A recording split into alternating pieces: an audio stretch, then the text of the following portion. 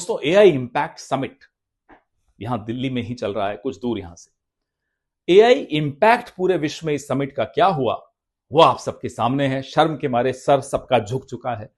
अश्विनी वैष्णव जहां जाते हैं वहां कुछ ना कुछ झंडा गाड़ कर ही आते हैं। एआई अब अश्विनी इज इनकॉम्पिटेंट के नाम से जाना जाता है। बिना पटरी के रेल चलाने वाला ये मंत्री अब कहता है साहब बिना वाईफाई बिना लैपटॉप के जाइए एआई समिट अटेंड करिए। पूरा हॉल खाली करा दिया। क्यों? क्योंकि मोदी जी आ रहे थे, रील्स बनानी थी। अरे रील्स बनानी थी, फोटो खिंचवानी थी, पोज करना था मोदी जी को, तो साहब एक हफ्ता पहले ये समिट कर देते अश्विनी वैष्णव जी, जिसमें किसी और को मत बुलाते, आप दोनों अपना जम के रील बाजी खेलते, फिर बुलाते मेहमानों को। मेहमानों के सामने क्यों नाक कटवा रहे हैं साहब? फिर आया गलगोटिया, मोदी जी का प्रिय गलगोटिया।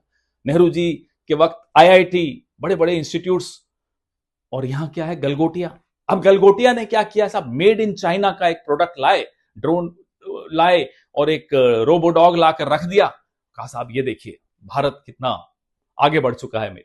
और अश्विनी वैष्णव ने जमकर डींग भांग की। दूरदर्शन तो शुरुआत चाटुकारिता शिरोमणि है जैसा। फिर जब मालूम पड़ा कि साहब ये तो चीप माल है चाइना का, अब आनंद फानंद में बोला साहब बोरिया बिस्तर लपेटो, गलगोटिया को रवाना किया। गलगोटिया कहता है हम तो मोदी जी की विजन पे चल रहे हैं। हाँ, हम मानते हैं गलगोटिया की कोई गलती नहीं है, मोदी जी की विजन ही पर चल रहे हैं। ऑल पैकेजिंग नो कंटेंट, ये है मोदी जी की विजन। तो वो गलगोटिया तो बेचारा वही कर रहा है जो मोदी जी चाहते हैं।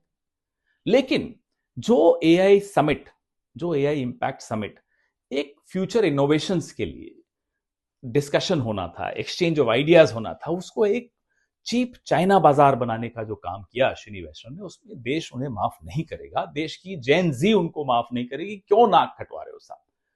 लगातार नाक कटवा रहे हो। खैर, जो बादल, रेडार, नाला, गैस, इस मानसिकता, इस तरह के लोग हैं, उनसे आप क्या उम्मीद कर सकते हो? उन्हें तो इसी में आनंद है और मोदी जी को कोई नुकसान नहीं है।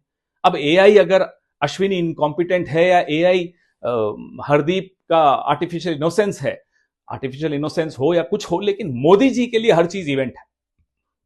इसमें कल आने वाले टुमारो मोदी जी का एक पप्पी जप्पी फेस्ट है। उनके लिए ये सब पप्पी जप्पी फेस्ट है, जहां बड़े बड़े देश विदेश के लोग आते हैं।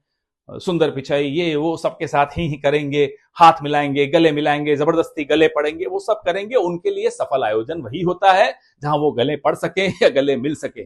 देश की छवि गई भाड़ में। अब ये चलेगा नहीं।